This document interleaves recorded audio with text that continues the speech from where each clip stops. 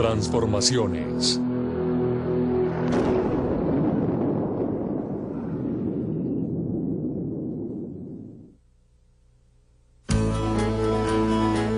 Transformación es una palabra potente, un concepto poderoso. ¿Pero qué significa en relación a una sociedad? ¿Puede alterarse el DNA espiritual de una comunidad? ¿Qué clase de características produce este nuevo esquema? En este programa intentaremos responder estas y otras preguntas importantes. Visitaremos varias comunidades cuyas calles e instituciones han sido estremecidas últimamente por el poder del Espíritu Santo. Examinaremos tanto las causas como los efectos de este impresionante fenómeno. Para llevarnos en este viaje, nos hemos unido al notable investigador George Otis Jr., un hombre que ha pasado años leyendo las señas en el camino a las transformaciones de las comunidades. Las transformaciones de las comunidades es un concepto con el que luchan muchos cristianos. Pero ¿de dónde proviene esa incapacidad? Mi propia observación es que viene en gran parte de las limitaciones de nuestra propia experiencia de vida. Si le pregunta a los creyentes que si han experimentado un revivir espiritual, la mayoría dirán que sí. O que si creen que el crecimiento a gran escala de las iglesias puede darse, e invariablemente le darán ejemplos específicos. Pero lo que casi nadie ha experimentado, por lo menos en el mundo occidental, es una transformación profunda y completa de su comunidad. Y como resultado, nos inclinamos a creer que no se puede obtener. ¿Pero es esta una presunción válida? Quiero invitarles a viajar conmigo a 4 comunidades que han sido alteradas profundamente por el poder del Espíritu Santo. 4 comunidades que ofrecen un ejemplo brillante de lo que puede suceder cuando Dios llega a la ciudad.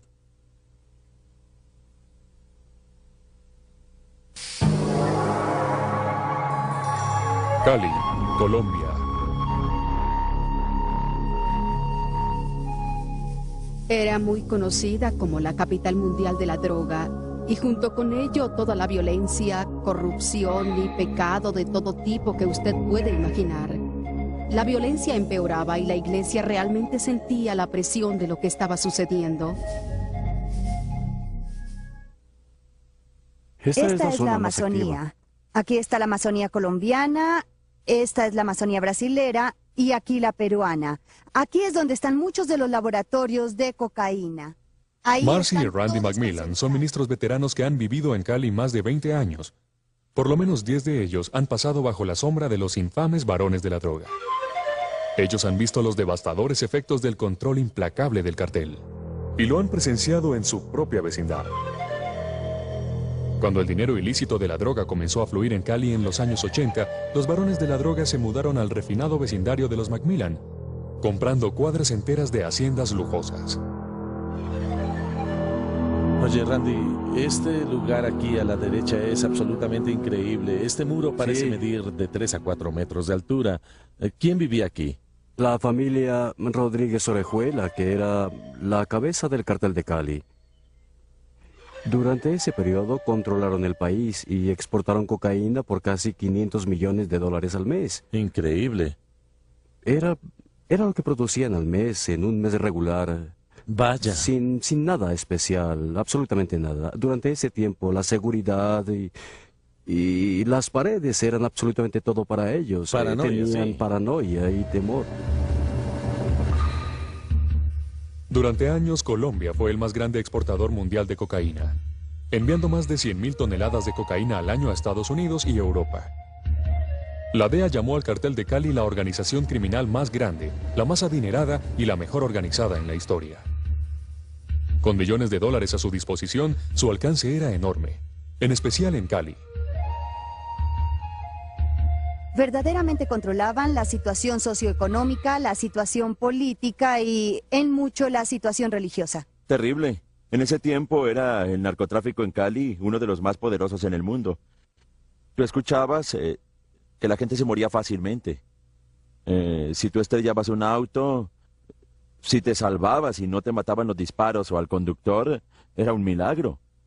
Y se andaba con mucho temor a los lugares públicos. El narcotráfico y el que maneja este negocio, el poder de ellos tocó todas las esferas, tanto a nivel político, decisiones políticas importantes para el país se vieron manipuladas por los dineros del narcotráfico. Influencias, en todos los aspectos, tocó absolutamente todo. Esta es tan solo una de las 1,200 propiedades que ellos poseían en Cali. Y no Caminar libremente por las calles que una vez presenciaron tanto terror es testimonio de los sorprendentes cambios que han llegado a Cali. Pero ¿en dónde comenzó todo?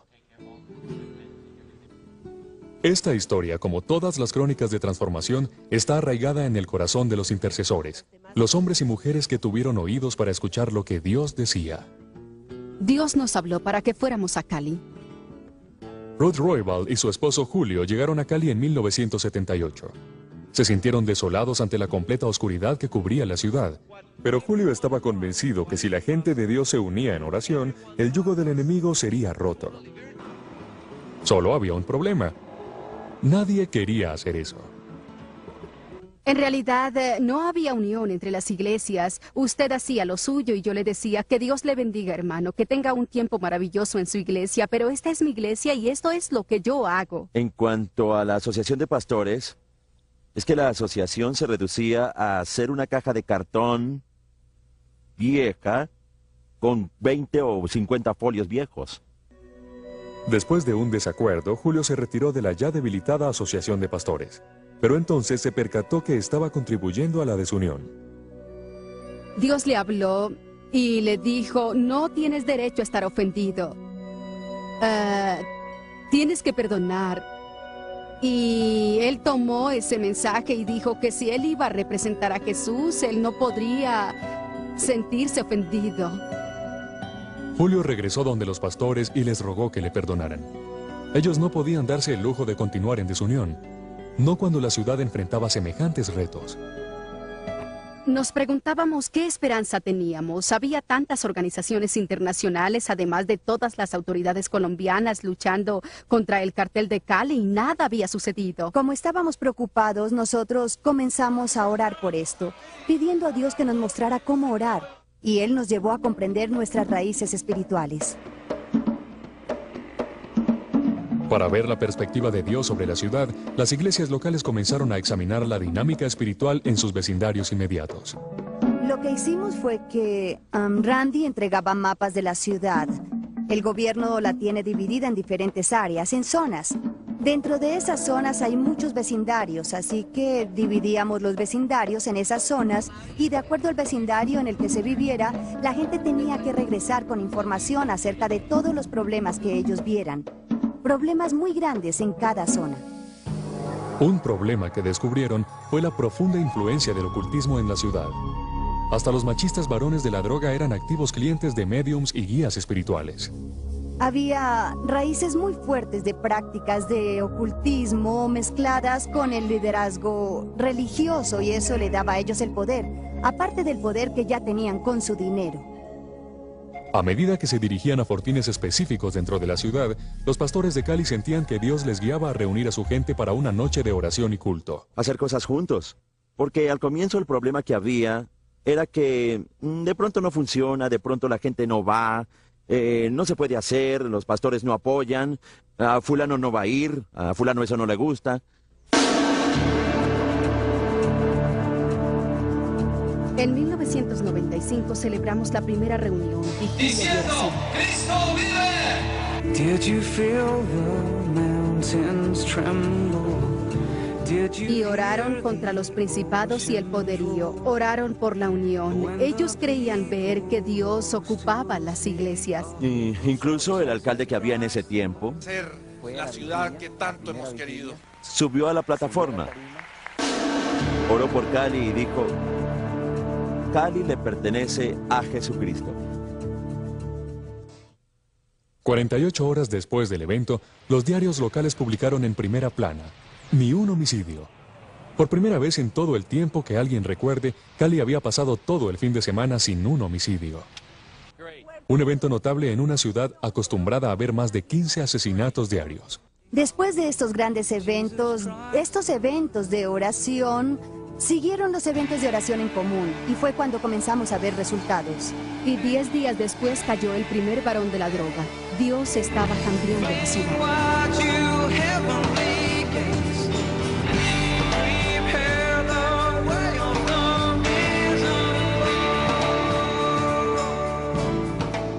Animados por el impulso espiritual generado por la primera vigilia de oración, los líderes de las iglesias decidieron alquilar la instalación más grande de la ciudad, el Estadio de Fútbol Pascual Guerrero, con capacidad para 55,000 personas.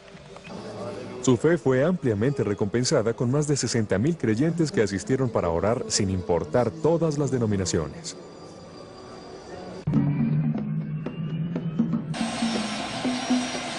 Durante el verano de 1995, el gobierno colombiano declaró una guerra frontal contra los varones de la droga. Se despacharon 6.500 comandos élite a Cali con las órdenes explícitas de atrapar a los líderes del cartel. Había 7 varones principales de la droga. 6 cayeron durante los 9 meses en que comenzamos a unirnos para orar. Toda la atmósfera espiritual de la ciudad de Cali ha cambiado. Mientras Julio se veía animado por la labor de Dios, encontraba oposición en su propio patio. Un vecino airado por disputas de derechos de propiedad amenazó con matarlo. Así que Julio dijo, voy a ayunar y a orar hasta saber qué está sucediendo. Así que estaba ayunando cuando al tercer día Dios le habló y le dijo, Él te hará gran daño, sin embargo de este acto va a emanar el renacer de Cali. Quiero decirles a todos que lo que estamos haciendo esta noche es muy peligroso. Él tenía una reunión con la Asociación de Pastores. Yo lo estoy esperando para una reunión de la asociación. Nos dijo que lo dejáramos. El conductor le decía, permítame llevarlo a la puerta, déjeme quedarme con usted. Mi papá dijo, déjame aquí, yo puedo caminar. Él salió y comenzó a caminar hacia la iglesia. 2 hombres esperaban para emboscarlo.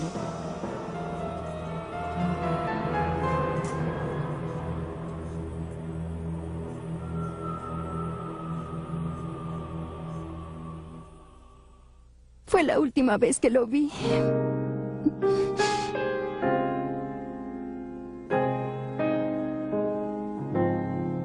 Recibí una llamada donde decían, acaban de matar a Julio. Yo dije, no, ¿cómo van a matar a un pastor? Así que fui al lugar pensando que estaba herido, que lo llevan a una clínica. Y luego pues dicen, no, el Señor hizo un milagro, se salvó. Pero cuando llegué estaba allí, tendido sobre su costado como un bebé. Julio, el ruidoso, el activo, el hombre que no podía permanecer sentado, estaba tendido allí como un bebé. La primera vez que me dijeron acerca de ello entré en shock. Uno no puede creer que ha sucedido. Y a medida que me acercaba, su cuerpo estaba todavía en la calle. Había un charco de sangre alrededor de su cabeza en donde le habían disparado. El verso que me vino a la mente por el Espíritu de Dios es, preciosas son ante los ojos de nuestro Señor las muertes de los santos. Llegué donde Él y me senté a su lado. Sabía que estaba en Tierra Santa y solo dije, Señor, sé que tú conoces todo lo que hay en nuestros corazones. Por eso te tengo que decir, está bien con mi alma. Esto es lo que querías y está bien con mi alma. Estremecidos y luchando para comprender los propósitos de Dios en esta tragedia, cientos de cristianos se reunieron en el funeral de Julio, incluyendo a muchos pastores que ni siquiera se hablaban entre ellos. Y todos los pastores vinieron y nos abrazamos, haciendo un pacto de solidaridad, diciendo que no permitiríamos que las cosas se interpusieran entre nosotros. Hoy, este pacto de solidaridad involucra a unos 200 pastores y sirve como la médula de las célebres vigilias de oración de la ciudad. Ha llevado a una profunda transformación de la ciudad. La corrupción se ha reducido de manera dramática. Los carteles de droga han sido desmantelados en esta ciudad. Hay unas 60,000 personas y han venido a pasar toda la noche orando para que Dios continúe con el trabajo maravilloso que ha estado haciendo en la ciudad desde hace 36 meses consecutivos. Mientras miles de exuberantes fieles iluminaban el interior del estadio, los grupos de seguridad se vieron obligados a devolver a 15,000 participantes a la entrada. Sin importarles esto, los que llegaron tarde formaron una marcha espontánea de alabanza que rodeó el estadio durante horas. Lo que usted está viendo aquí hoy en el estadio es un milagro.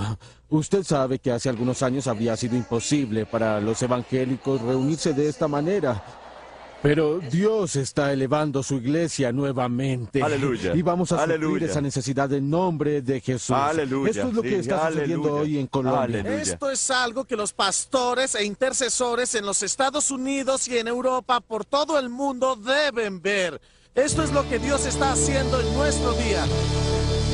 And we can see that God, you're moving, a mighty river through the nation, and young and old will turn to Jesus.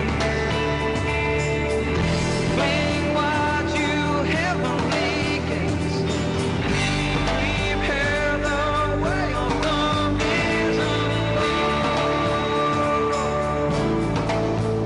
Lord. A medida que el reino de Dios ha descendido sobre Cali, muchos ciudadanos prominentes han entrado en relación con Cristo. Rafael Araujo Gámez es un importante comentarista deportivo de Colombia. Durante años, él ha locutado encuentros de fútbol desde este estadio.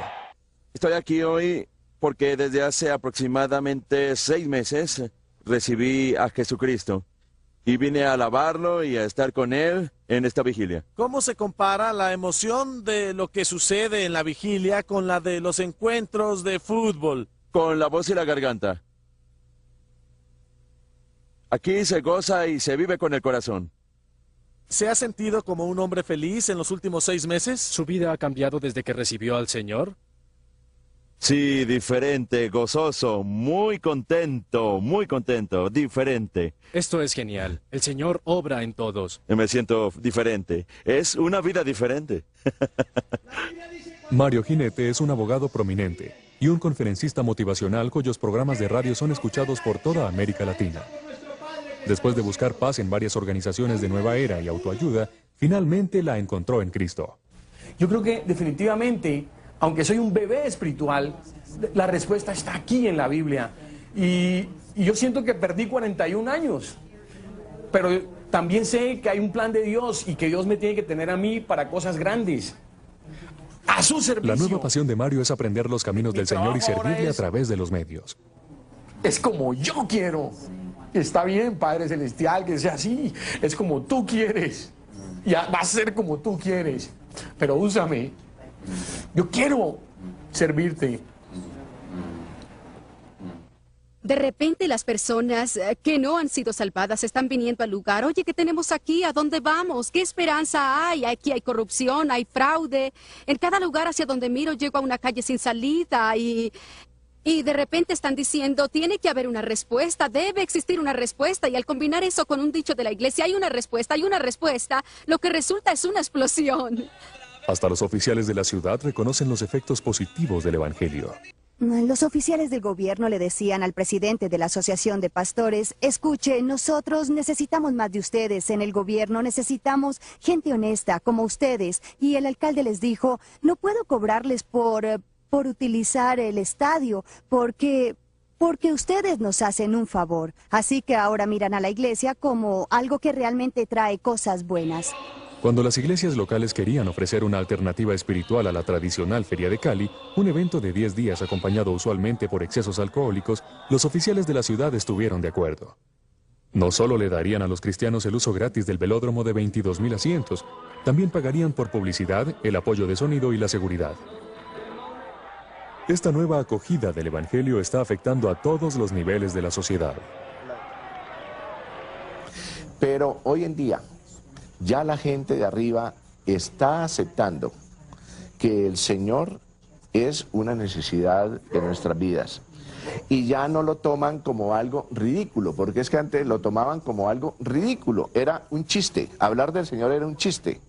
Era el peor tema que uno podía poner en una reunión. Hoy en día no, ya en una reunión uno puede... El crecimiento explosivo de la iglesia está en todas partes de la ciudad, cruzando las líneas de denominaciones. Pregunte a los pastores cuáles son sus estrategias y ellos dirán, no tenemos tiempo para planear, estamos demasiado ocupados subiendo las redes a nuestros botes. Y los números están creciendo. Una iglesia alberga a más de 35,000 personas.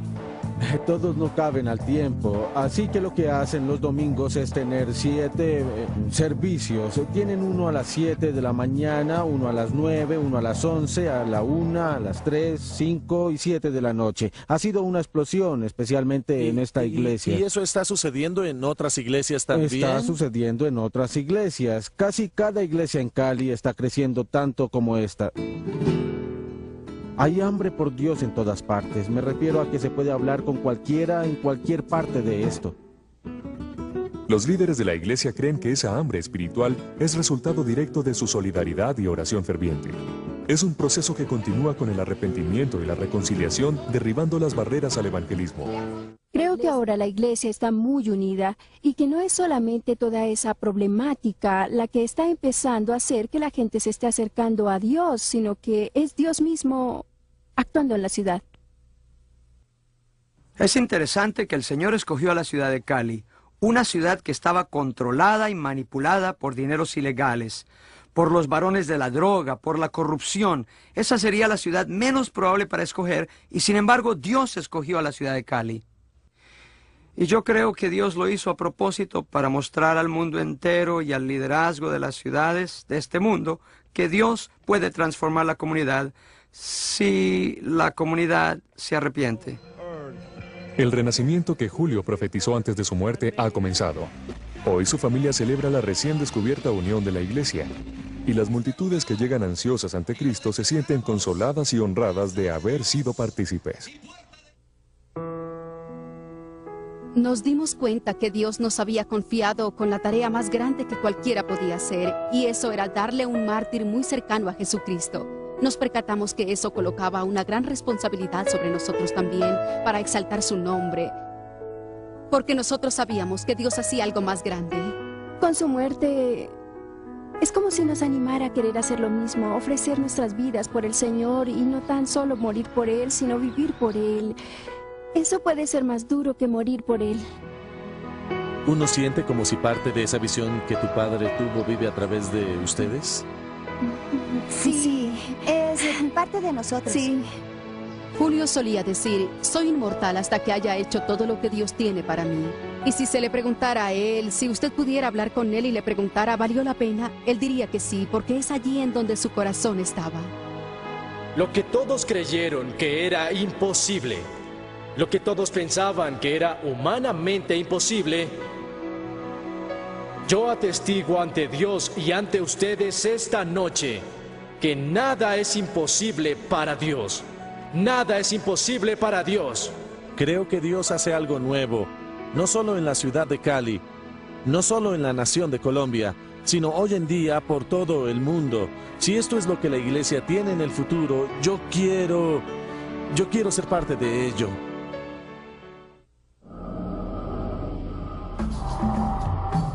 Kiambu, Kenia.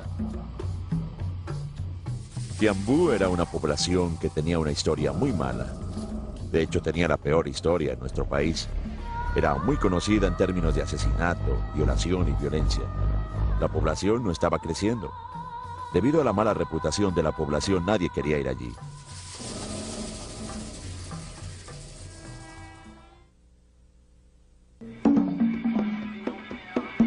Hacia finales de 1980, este angustiado suburbio de Nairobi se había convertido en uno de los lugares más peligrosos y opresivos de Kenia. Los bares y sitios ilícitos superaban en número a las iglesias y a los almacenes.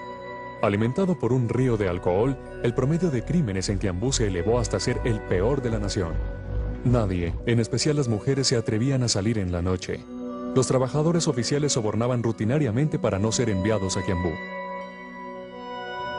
Después de años de esfuerzo en esta población de 65,000 habitantes, ninguna iglesia había podido crecer más allá de unas cuantas docenas de miembros. Como lo dijo un cansado pastor, aquí enseñamos el evangelio, pero la gente no se salva. El Señor me habló, y a mi esposa, en 1988, y nos dijo que viniéramos a Kiambu y que construyéramos su iglesia. Los ministros itinerantes, Thomas y Margaret Murphy, no estaban exactamente entusiasmados cuando Dios los llamó a la ciudad de Kiambu. Ellos sabían que construir una iglesia en este notorio cementerio de ministerios no sería fácil. De hecho, sus ministros colegas en Nairobi pensaron que toda la idea era loca y no dudaron en decirlo así. Pero los Mudis se dieron cuenta que para tener éxito solo necesitarían identificar y confrontar la fuente de la opresión espiritual en Kiambu. Encontramos que la Biblia dice en Efesios 6:12, no luchamos contra carne y sangre, sino contra poderes, principados. Así que nuestros problemas no eran la gente en la población. Nuestro problema era lo que el demonio le hacía a la gente. ¿Por qué los mantiene de esta manera? Durante 6 meses, los Mudis se comprometieron a la oración ferviente y a la investigación diligente. Así que le pedimos a Dios cuál es la raíz de la causa. Oramos, ayunamos, y el Señor nos mostró un espíritu de brujería que se paseaba por el lugar.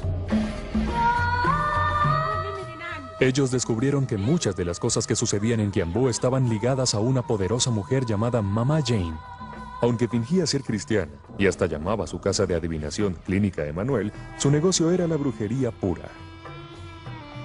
La clientela de Mama Jane incluía a los principales hombres de negocios y a los políticos de la ciudad que venían a que les predijera su fortuna.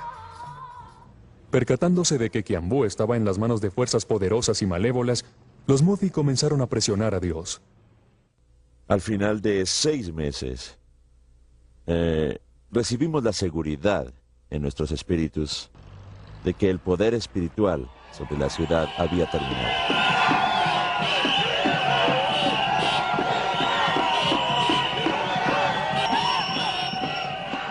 Aprovechando la oportunidad, Thomas condujo su primera cruzada al aire libre. Hacia el final de la primera semana, más de 200 personas habían entregado sus corazones a Cristo. Pronto las curaciones y las conversiones eran algo común. Cuando el ayuntamiento municipal ya no podía acomodar a la multitud, Thomas mudó su congregación al sótano de un almacén cercano. Llenó con intercesiones las 24 horas del día. Le llamaron muy pronto la Cueva de la Oración. Angustiada por estos acontecimientos, Mama Jane comenzó a contraatacar a través de la brujería dirigida. Una fuerte opresión cayó sobre los servicios de culto y de oración y permaneció hasta que los ancianos descubrieron el trabajo de Mama Jane afuera de la iglesia. Dándose cuenta que trataban con influencias demoníacas, los creyentes tomaron cartas en el asunto. Elevamos nuestras manos una mañana y pedimos que o se salvara o dejara la ciudad. A los pocos días, Mama Jane perdió su poder. A las pocas semanas empacaba y se iba de la ciudad. Una vez el poder de la brujería, el principado que existía sobre Kiambu fue quebrado. Entonces, la presencia de Dios procedió a descender sobre la ciudad. Todo el ambiente cambió. En donde una vez la gente sentía temor de salir por la noche, Kiambu ahora disfruta de uno de los promedios de crímenes más bajos en el país. Los bares locales han cerrado y se han remodelado como iglesias. La ciudad ha florecido. Hemos visto un cambio real. Y con la presencia de Dios, por supuesto, llegan muchos cambios. Favores, prosperidad. Eso es lo que vemos hoy. Ahora que Kiambu tiene un buen nombre, la gente de Nairobi se apresura a comprar casas aquí. La población ha aumentado en un 30%.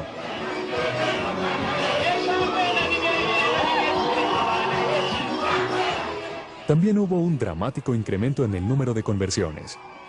La caverna de oraciones de Kiambu, conocida también como la Iglesia de la Palabra de la Fe, ha crecido en más de 5,000 miembros. Nada mal para una ciudad cuyas anteriores congregaciones promediaban de 30 a 40 personas. Estamos viendo a Dios hacer grandes cosas en esta ciudad. Estamos viendo vidas cambiar. Los criminales vienen a Jesús, prostitutas, ladrones, todo tipo de personas vienen a Jesús. Como anota Thomas, la receta para el éxito continuo debe incluir a la oración. La oración es comunicación con Dios. Es así de sencillo, es hablar con Dios, quien tiene el poder para lograr cambiar las situaciones. Ahora hay tanta oración en este lugar que nos ayuda no solo a mantener lo que hemos ganado, sino también a lograr más terreno.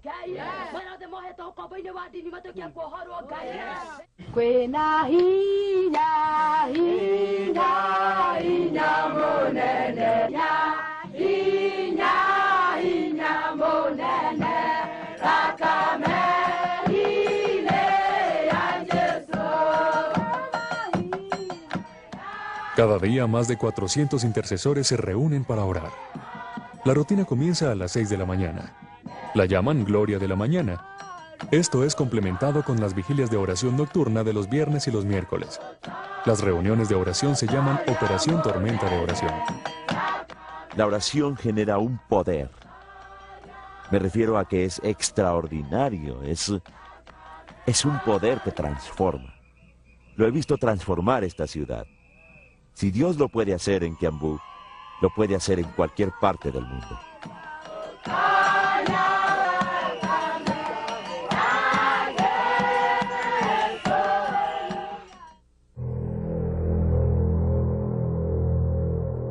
Hemet, California. Esta ciudad se encontraba en problemas serios. Había mucho satanismo, brujería. Teníamos a los Munis en el valle, a Maharishi Mahesh Yogi, instalaciones de meditación trascendental y la iglesia de Cientología. Descubrimos que éramos la capital de la manufactura de anfetaminas en la costa oeste. Había un espíritu de competencia que reinaba y gobernaba dentro, no solo de las iglesias, sino también influenciaba a los pastores a la cabeza de esas iglesias. Durante años, esta somnolienta comunidad de retiro cerca de las montañas San Jacinto era conocida como un cementerio de pastores. La gente venía al valle a vivir una vida de reposo y quería que se le dejara tranquila. Pero bajo este sereno estilo de vida había un lado más oscuro. Los problemas de la comunidad tenían una base espiritual. El valle estaba imbuido en actividad de ocultismo y sectas. Los cultos no eran el único problema. Las pandillas juveniles del vecindario azotaron el suburbio de San Jacinto por décadas. La iglesia de la Asamblea de Dios del pastor Gordon Houston está ubicada en la misma calle que es el hogar de la famosa pandilla de la calle Primera.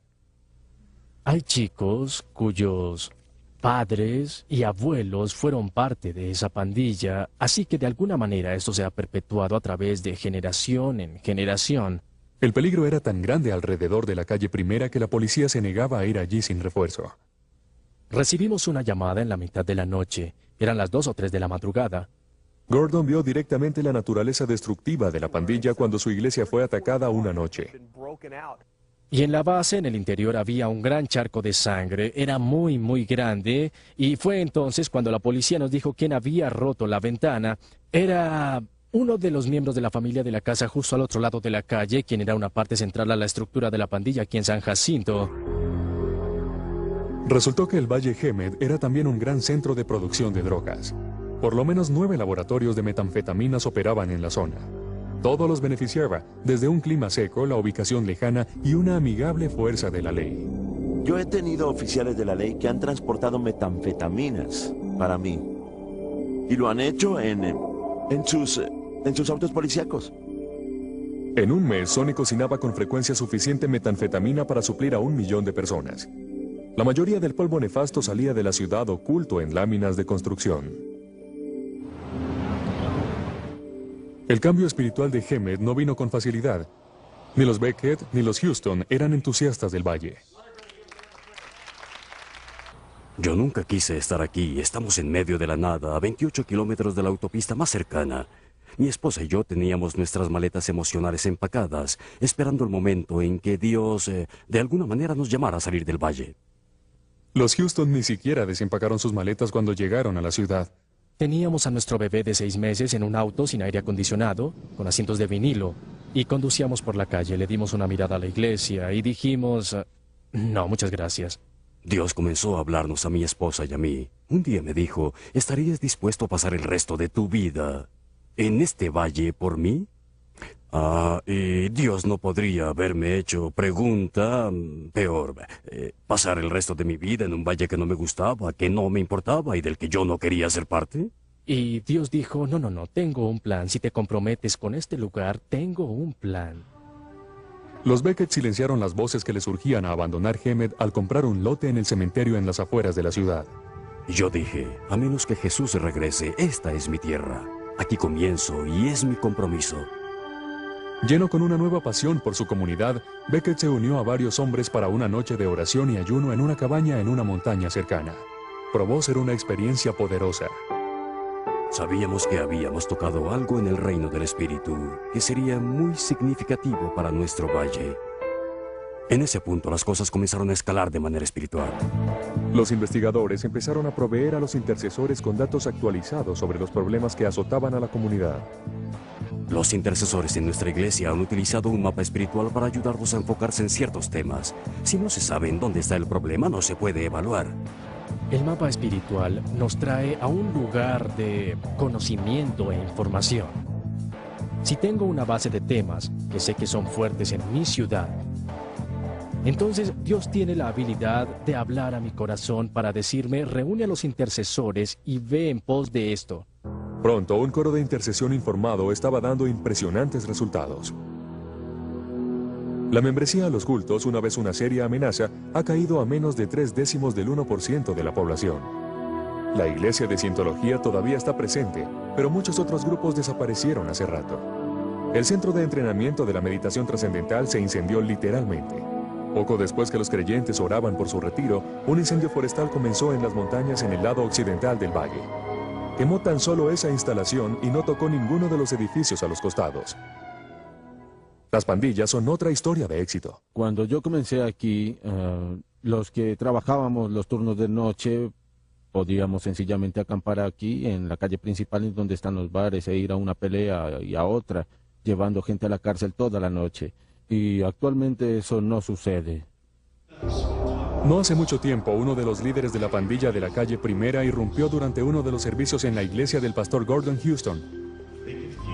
Yo estaba de pie predicando y veo venir a este pandillero todo tatuado. Viene caminando hacia la plataforma con bastante fuerza intensiva. Yo no sabía lo que estaba pasando. Así que seguí predicando hasta que se acercó. Él se detuvo, me miró y sencillamente dijo, quiero ser salvado ahora mismo. Pronto todos los habitantes de la casa de la pandilla de la calle Primera se habían convertido, y uno de sus primeros actos fue borrar el grafiti de las paredes de la iglesia. Todos oramos pidiendo a Dios que nos permitiera ver su familia acercarse al Señor, que nos permitiera ver a los chicos libres de droga y salvados. Y Dios lo hizo, toda la familia, todos los chicos, todos vinieron a conocer al Señor, salieron de la actividad de la droga y de la pandilla. En verdad está cambiando, es sorprendente ver el cambio. De acuerdo a Sony, el negocio de las drogas de Hemet ha disminuido en un 75%. Él da mucho crédito de ello a los intercesores. Tomaron una corporación multimillonaria en dólares y la hicieron correr prácticamente con la cola entre las piernas. Sí. El mismo Sony fue detenido por el Espíritu Santo camino a cometer un asesinato. Mientras conducía para encontrarse con su víctima, sintió que algo se apoderaba del timón y terminó en el aparcadero de la iglesia La Morada de Bob Beckett. Así que salí del auto, tenía una pistola en el asiento, cubierta con una cobija, la cual tenía silenciador. Y de pronto, Dios mío, yo pensé, ¿qué estoy haciendo? Así que me acerqué a la oración y ya todo terminó desde ese momento. Ese fue el principio del viaje de Sony a casa. Un viaje que dice que aconteció gracias a la oración. Si Dios puede hacer esto por mí, lo puede hacer por cualquiera. Porque yo estaba perdido y esta ciudad tiene a muchas personas orando. Los traficantes de drogas y los miembros de las pandillas no son los únicos que se están salvando en el Valle Hemet. La asistencia a la iglesia es ahora de un 14%, el doble de hace 10 años. Victory shout, for we've overcome by the blood of the Lamb and the word of our mouth.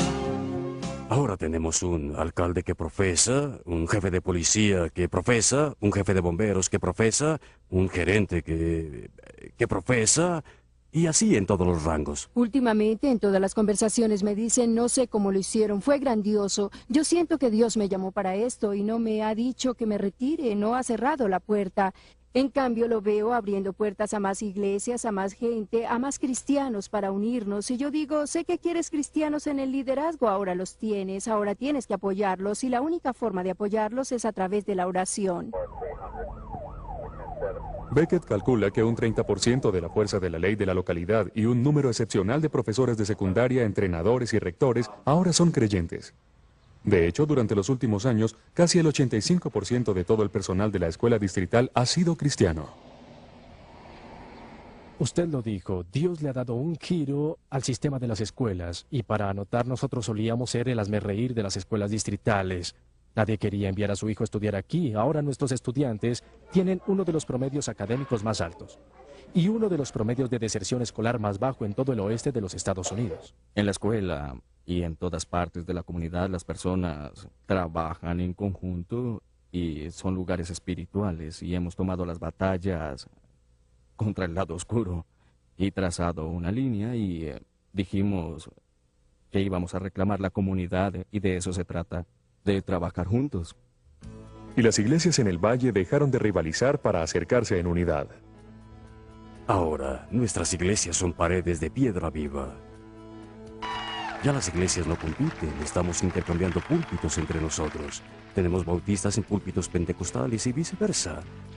Luteranos con episcopales. Ha cambiado la vida de la iglesia, ha comenzado a tejer una tela en vez de un hilo perdido. Quiero que entres en mi corazón. I open the doors of my heart. Recientemente, varias docenas de iglesias de la zona de Hemet copatrocinaron una caravana de la esperanza, en donde miles de ciudadanos de la comunidad recibieron comida gratis, ropa y también exámenes médicos, junto con una buena dosis del amor de Dios. Esta es tal vez una de las cosas más grandes que le ha pasado a nuestro valle en años recientes. De esto se trata la iglesia. No se trata acerca de sentarse dentro de 4 paredes. Es acerca de entrar y tocar las vidas de las personas en donde estén.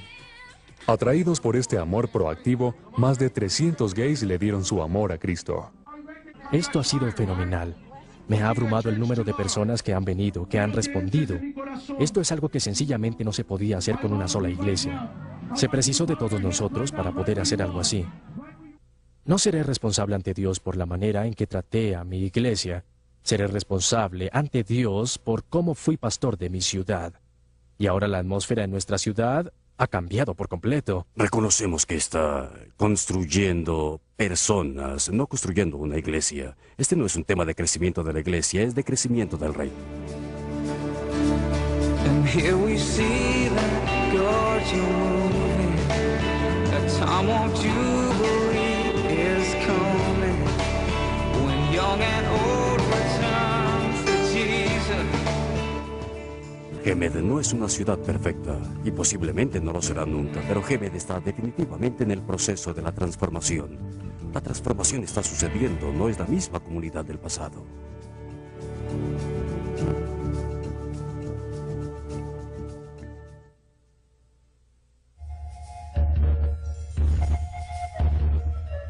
Almolonga, Guatemala. Almolonga era una aldea pobre en extremo. Esta era una comunidad en pobreza total y con adicción al alcohol. Violencia, ignorancia, brujería, ocultismo, idolatría. En unos cuantos kilómetros estaremos entrando en la ciudad de Almolonga. Los 20,000 habitantes de la ciudad han realizado una selección consciente de cortar la continuidad con su adoración ancestral a los espíritus. Como consecuencia, Almolonga es hoy en día una de las poblaciones más limpias y prósperas de este país. Guatemala es una ciudad de iglesias.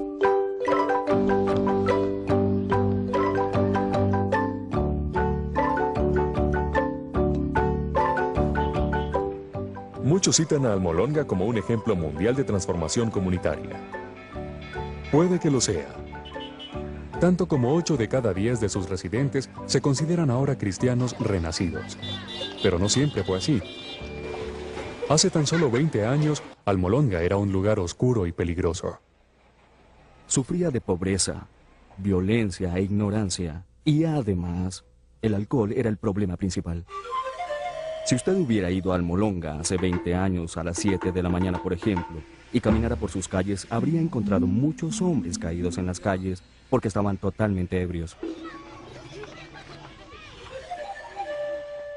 Había muchas cárceles porque había demasiados problemas. El jefe de la policía, Donato Santiago, recuerda que la gente siempre estaba peleando. Los oficiales construyeron 4 cárceles, pero ni siquiera así podían contener el problema. El exceso de prisioneros era enviado de manera rutinaria a una ciudad cercana. La violencia doméstica era especialmente pronunciada. Hablé con una mujer que me dijo que si no le gustaba la comida que preparaba, su esposo la golpeaba y sencillamente la arrojaba fuera de la casa. El pastor Mariano Riscaje, uno de los principales líderes del cambio espiritual de Almolonga, tiene recuerdos parecidos. Crecí en la miseria. Y no solo yo, sino también todas las personas, los que somos habitantes de Almolonga. Todos nuestros jóvenes de... En un esfuerzo por aliviar su sufrimiento, muchos de los pobladores hacían pactos con deidades folclóricas como Pascual Bailón, el Señor de la Muerte, y Maximón, un poderoso santo patrón. Maximón era el ídolo más importante en Almolonga. Cuando los españoles llegaron a Guatemala hace 500 años, encontraron que los indígenas estaban dispuestos a negociar ciertas cosas, pero que definitivamente había algo que no estaban dispuestos a negociar. Era Maximón. Era un ídolo demasiado importante para ellos. Este sincretismo creó un poderoso lazo. Aunque Maximón tomó la forma de un muñeco de madera, el espíritu detrás del ídolo sostenía un tenaz poder sobre la gente de Almolonga. Porque Maximón, si uno lo ve, es una máscara con un cuerpo de paja. Durante esos días oscuros al evangelio no le iba bien. Evangelistas extranjeros eran lanzados del pueblo con piedras o palos, mientras que pequeñas iglesias locales también eran apedreadas. Los cristianos evangélicos eran una minoría despreciada. En una ocasión, 6 hombres colocaron una pistola en la garganta de Mariano. A medida que comenzaron a apretar el gatillo, él solicitó en silencio protección al Señor. Cuando el martillo golpeó, nada sucedió.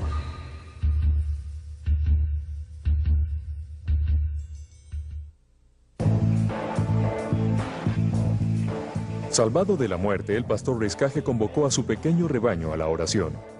Era hora de romper el dominio de la violencia, la superstición y la pobreza. A medida que los intercesores elevaban sus peticiones hacia el cielo, se colmaron de una fe sobrenatural. Le dijimos al Señor, no es posible que nosotros seamos insignificantes. Cuando en tu palabra encuentro que hemos sido levantados para ser cabezas y no colas. La gente comenzó a ser salvada, hombres venían a la iglesia, fue una bendición tremenda, un renacimiento, así lo llamaría yo. Después que muchos signos y maravillas empezaron a suceder y muchos servicios de liberación de la opresión demoníaca, las iglesias crecieron. Is it true today that when people pray, cloudless skies will break, kings and queens will shake? Yes, it's true, and I believe it.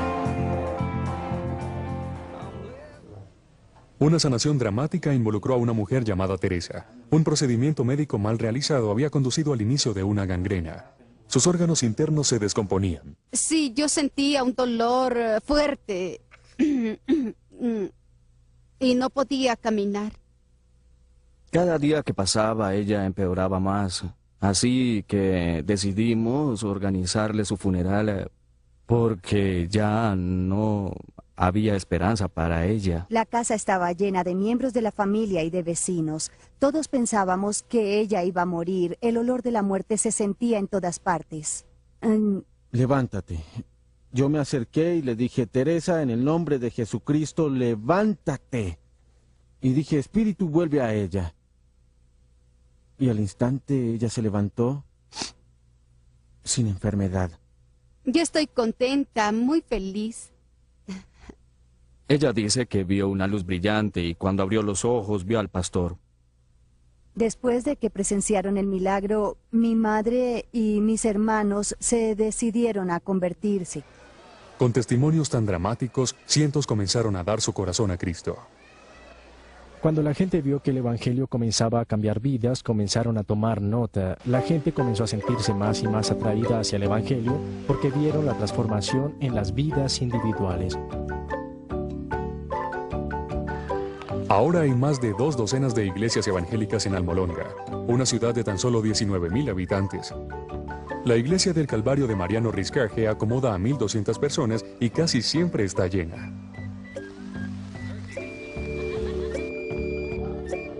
Pero la presencia del Espíritu Santo no se mide tan solo por el crecimiento de la iglesia. Un paseo a través del activo distrito comercial de Almolonga revela el impacto de la transformación social. Las calles y los edificios son llamados por lugares bíblicos. Los extranjeros encuentran extraordinaria esta exhibición pública de fe. Mariano la ve como perfectamente natural. Entonces, ¿cómo vamos a demostrar que amamos a Dios si tenemos vergüenza? Por eso Pablo tuvo un gran respeto por los evangelios. En donde Almolonga una vez estaba llena de bares o cantinas, 36 en total, ahora hay solo 3. Y a medida que la bebida se ha detenido, también la violencia. Durante 20 años, el promedio de crímenes en la ciudad ha descendido regularmente. En 1994 cerró la última de las cárceles de Almolonga. El edificio remodelado ahora se llama Salón de Honor. Para el jefe de policía Santiago, estos son buenos tiempos. ¿Y ahora no tiene cárceles en la ciudad? No, ya no hay. No hay nada. No hay nada. Sí. ¿Por qué? ¿Porque no las necesitan ahora? No, porque no hay gente que cometa delito. Es una ciudad muy tranquila ahora, ¿no? Sí, no hay más heridos como antes.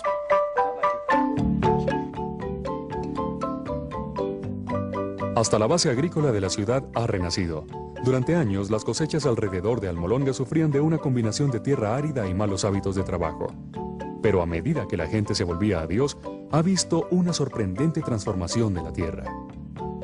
Almolonga se convirtió en un valle muy fértil.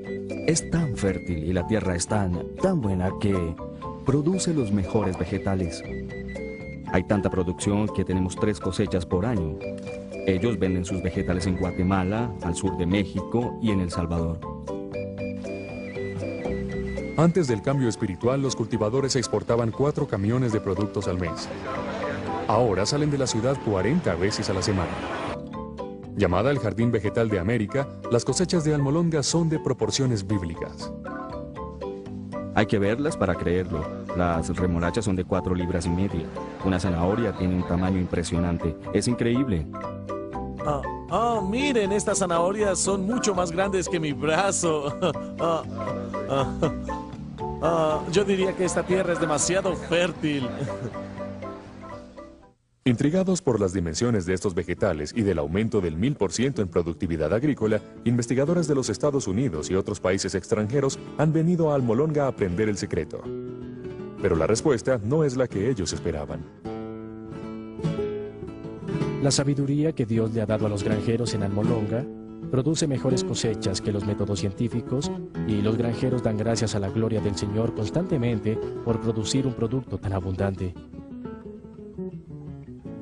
Antes, cuando yo recogía los rábanos, tomaba 60 días, pero cuando Dios vino a la ciudad solo tomó 40, y ahora con frecuencia solo toma 25. Se puede observar un paralelo entre la fe de la gente y la mejoría del suelo. Al mismo tiempo que la gente comenzó a creer en Jesucristo como Señor y Salvador, al mismo tiempo los vegetales comenzaron a crecer. Empezaron a tener preocupación de trabajar.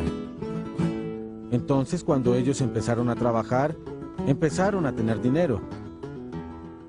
Los granjeros pagan en efectivo por grandes camiones Mercedes y después los revisten con frases cristianas. Es maravilloso. Y es el resultado del Evangelio transformando una comunidad. La idolatría y la superstición han huido, dejando tras de sí un pueblo dedicado al culto ferviente y al trabajo honesto. El estoicismo tradicional ha dado lugar a una exuberancia sentida de corazón. Lo que se tiene son 20 iglesias evangélicas muy activas, muy militantes y muy involucradas en alabanza, culto y demás.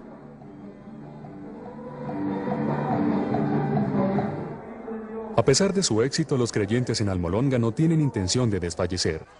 Muchos ayunan 3 veces por semana y continúan con su asalto a las fuerzas de la oscuridad a través de la oración y el evangelismo. A medida que las ciudades vecinas celebran el Día de los Difuntos, la gente de Almolonga sale en masa a honrar al Dios viviente.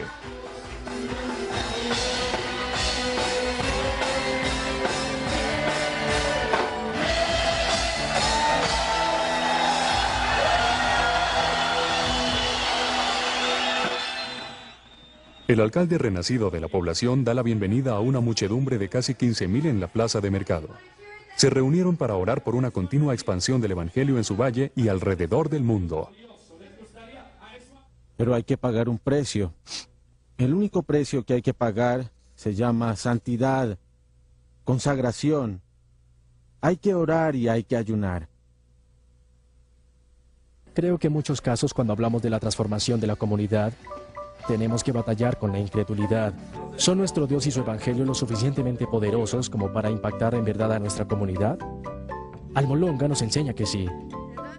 Había una comunidad entregada a la idolatría, a la brujería, al alcoholismo, familias disfuncionales. Y ahora tenemos una comunidad transformada.